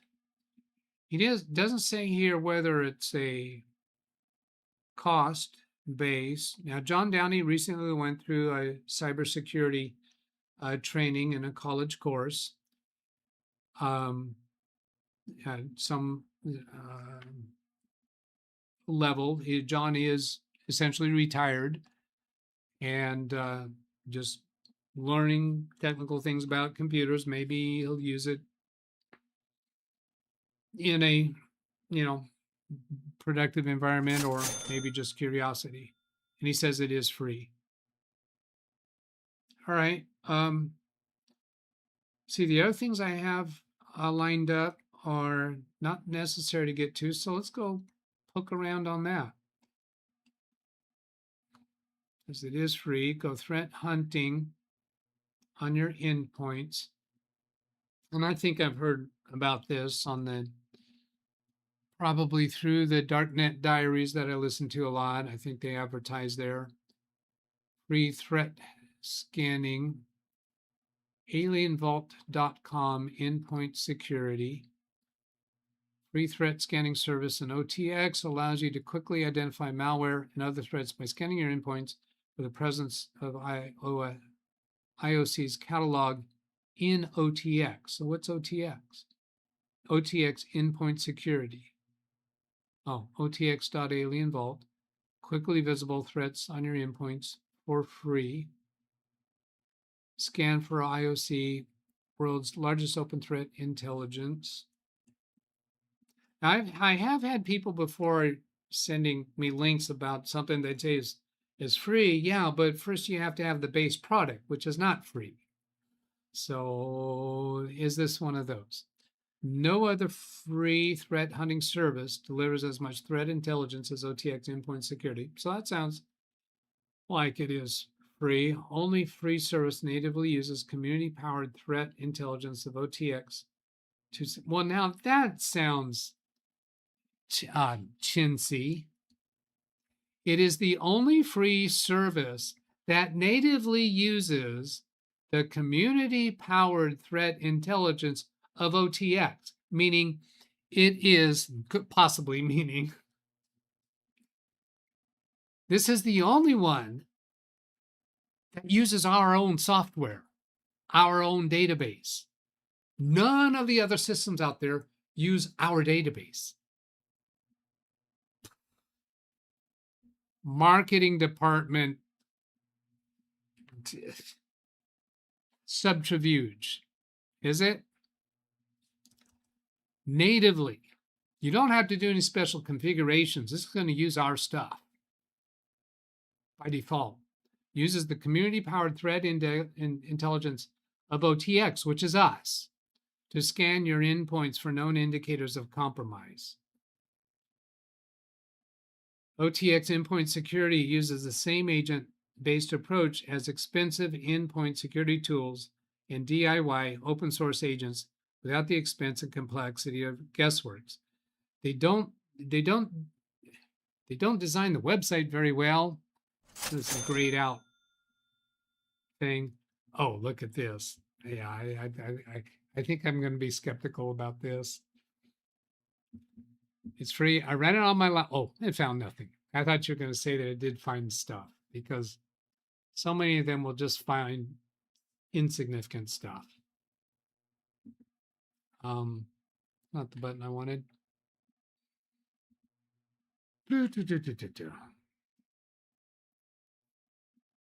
And once again, thank you, John. Okay, so let's go do this. I'm going to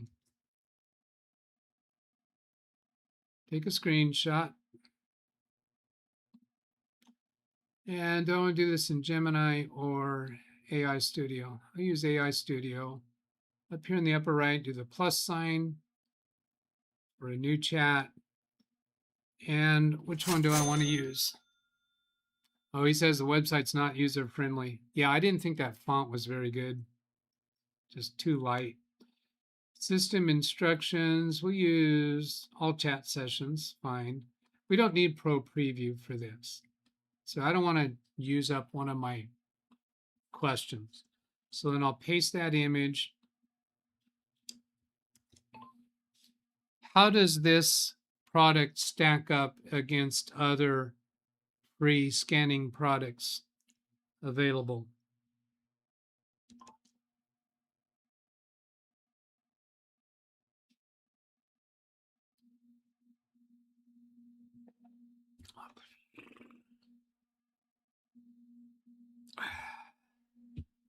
I got me a new coffee maker. I think I mentioned it last week. Grinds the coffee beans. And I have the same coffee as ground coffee and beans. And oh, it's so much better as beans. I'm very much enjoying that recently. technical profile, how it stacks up against others, versus these others, versus free, suggests use case, low overhead baselines. What stands out here as far as useful answer? To understand how stacks up, look underlying architecture, essentially a cloud managed wrapper around OS Query, an open source tool that exposes an operating system as a high performance relational database. This allows you to write SQL like queries to explore local processes.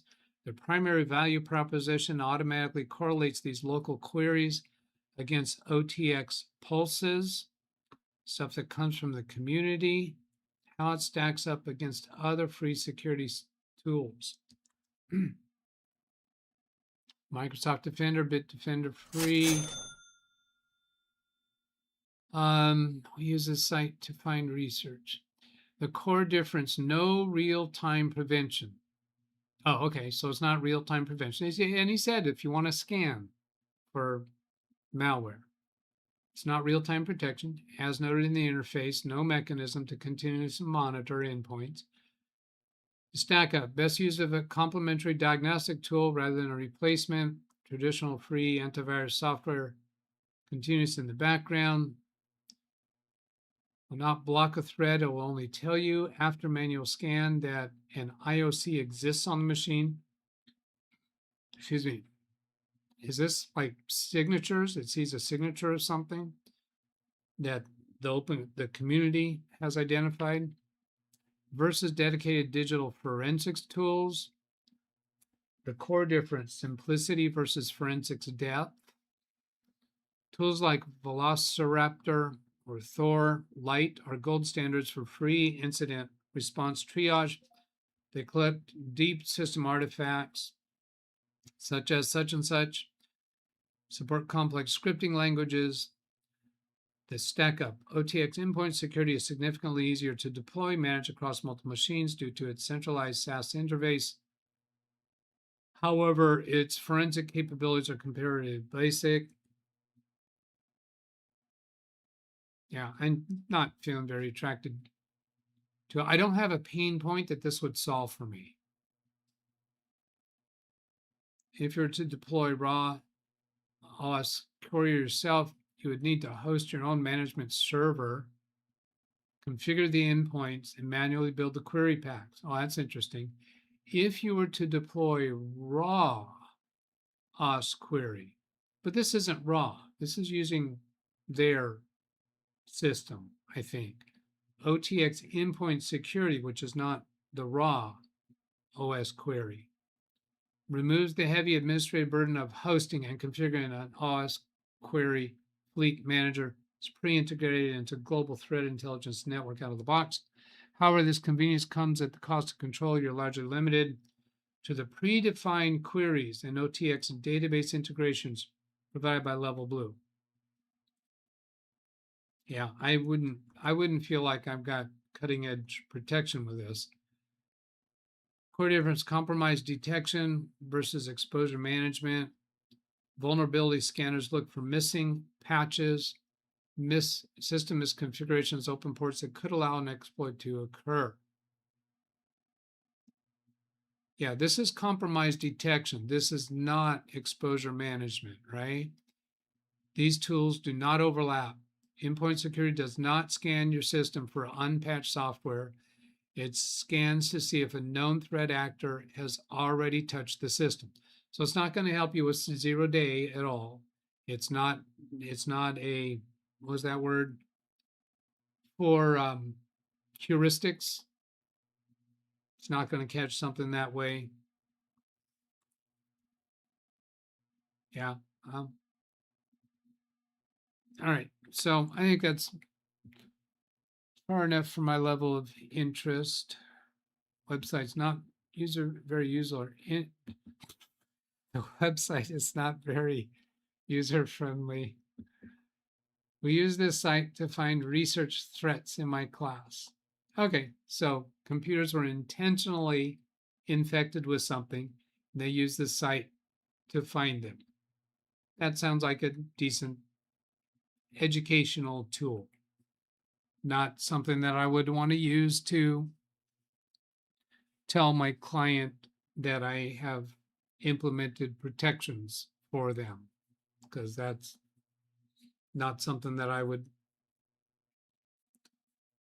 think would be a sufficient level. If the client wants protections, it ought to be something that they're paying for,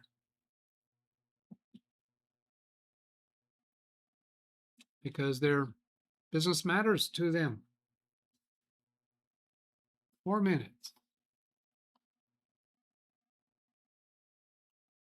Shall I kick out another? Oh, all right. Yeah, let's do this. I receive emails every day about the status of backups for my clients' computers. So here's a Magnus Box storage file. Generally, they're Magnus Box and they're Macro Reflect emails that I get. So this is monitoring. On this one, it came up with an error message. So here's what's contained in the email. And if I scroll down a little bit, you see down here, the task did not complete. The retention encountered a problem, exit status 1. And when I look at these logs, I find that it found 3 backup jobs eligible for removal. I was interested in that because it says the retention encountered a problem, not the backup. The backup appears to be successful. So here did filtering by retention policy, found 3 backup jobs eligible for removal, removing 3 old backup jobs. So removing this job, removing this job, removing this job. Searching storage vault. And good. Thank you, John. You did another topic for this one. Search complete. Found 520 out of 81,066 unreferenced packs. I'm suspecting that's what the problem was. I didn't even absorb that yet. So trying again to name it. Reference, removing unreferenced data. The task did not complete. Now, what I wanted to do with this is, rather than what you just saw me do with trying to read through it and understand what's going on, I'm going to do a Shift Windows S and copy that, and we'll take that into AI Studio.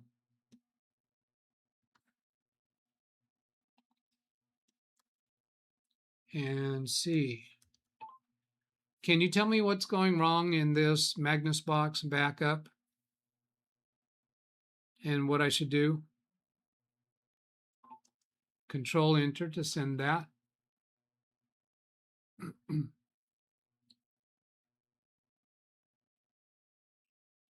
And I'm using Gemini Flash. So this isn't one of my 50 prompts with the limit per day for the Pro. It says thinking. And you see at the top, I'm at 2,468 tokens in this chat session. And now with that response, it came to 6,607. So you saw that number increment up as it was responding. I think we probably saw that climbing as the response happened. So what I type as a prompt, cost tokens, that number goes up each time that I type. It's not necessarily 1 token per character. So I did a 1 letter and then space, and that took it up because that's 1 word. So a few letters, that went up a few digits, even though it was all 1 word. So it's a little weird how it counts tokens. But anyway, a potential cause for this failure during the retention phase is a tracking discrepancy between the local index database and the physical files residing on the storage provider.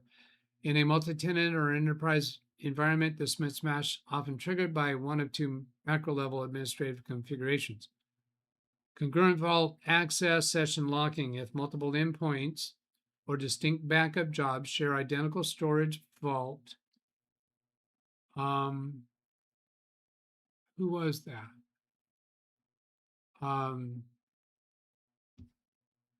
Could there have been multiple on that storage vault?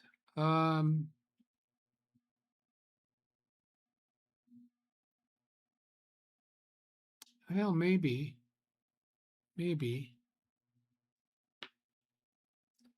multiple endpoints and attempt to run retention passes or backup sequences concurrently. No, that didn't happen.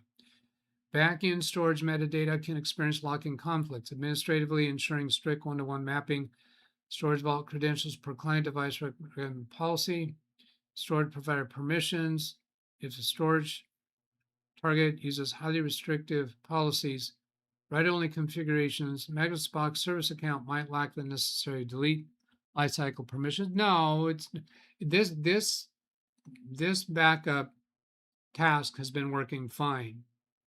So it has the permissions it needs. Oh, it's a retention policy though. This computer was a recent replacement. The backups have been working fine, but it could be that this is the first time it's come up against a retention policy. So we'll see how that does the following day. Verifying the storage bucket policies permit API-driven deletion necessary at the infrastructure layer. I think a likely immediate bypass force complete index synchronization, rebuild, and effective storage vault for putting the job. However, to ensure we target the correct configuration and do not initiate a heavy indexing operation on unstable connection, must halt standard troubleshooting. Request additional visual validation before the extraction sequence. Please provide following misconduct.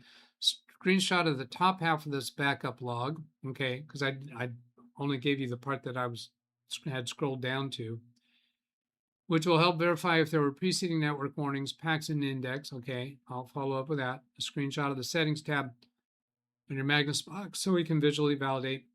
Okay, well, that sounds like good. I will be following that offline. And by the way, I will be charging my client for the time evaluating this because that is billable, responsible work that I do proactively on behalf of my client.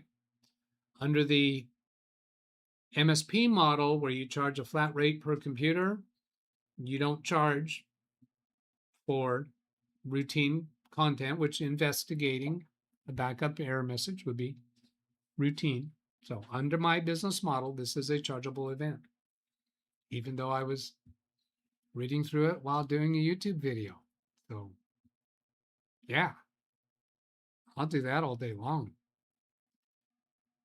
And I'll charge the client what I would have, for the time that I would have spent if I was doing it dedicated. If I spend extra time explaining to the audience, I don't take all that time.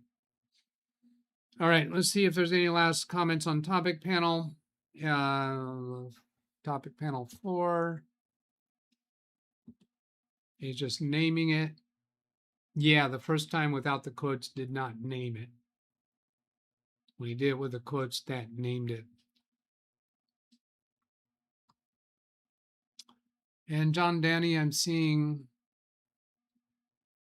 187,454, 14,503. It seems to me he's done more than 3 namings because you get 2,001 points. And the reason I did the 1 is so that I could tell how many topics a person has named. So that would imply Phil Stott has named 3 topics in the past, but not on today's show. Oh, Carrie Holzman's there. Hello, Carrie. Nice to see you. And those 4 names there, since it's not going to another screen, that means there's only 4 people that have commented in chat within the last 5 minutes. All right, there we go. Let's get out of here. Go have yourself a weekend. I got a bunch of work doing this weekend. Anything else to say? I don't think so. There's the email address. So you can send an email about a topic that you're dealing with. If you include details and pictures, that just gives more that we can talk about on the show. And with that, I bid you adieu. Here's a button. Have a great weekend, everybody. Goodbye.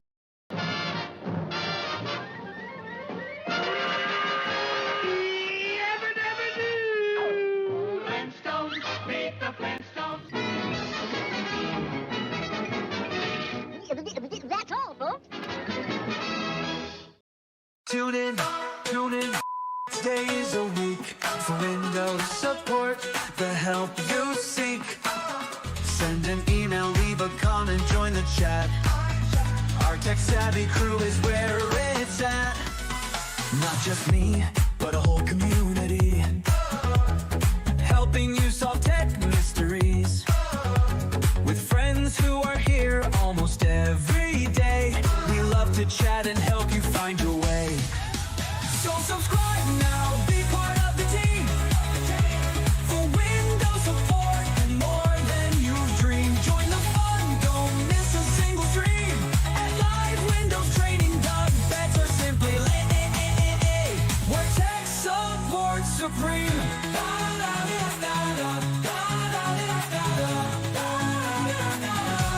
Where tech support supreme.